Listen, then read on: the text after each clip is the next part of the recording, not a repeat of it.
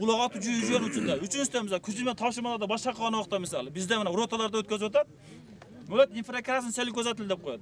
Jana me pıyan bu Priver national videyne. Oşlar arkamaya kılasın. Piyavını tagasın. Avtomat zararete desin. Бүгүн биздин аскер бөлүгүбүздө негизги пландын негизинде белгилүү бир өткөрүлгөн сабактардын жыйынтыгында ушундай түнкү жана күндүзгү машыгуулар өткөрүлүп турат. Бул машыгуулардын максаты негизинен ар бир офицердин канчалык деңгээлде даярдыгын жана ошондой эле ар бир жоокердин канчалык деңгээлде даярдыгын практикалык түрүндө бул иш-чараны көрсөтүү болуп эсептелет. Бул түнкү ок атуу көптөгөн чоң талаптарды талап кылып турат.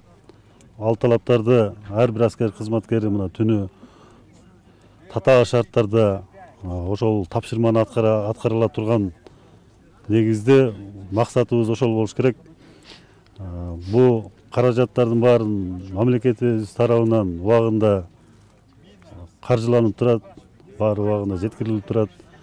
Негизги максатыбыз аскерлерди бардык шартта кышында дагы болобу, жайында дагы болобу, түнү дагы болобу өз мекенин, жерин коргоого даярдоо болуп эсептелет. Бөлүнчөсүнүн коюлган тапшырманы ийгиликтүү аткарып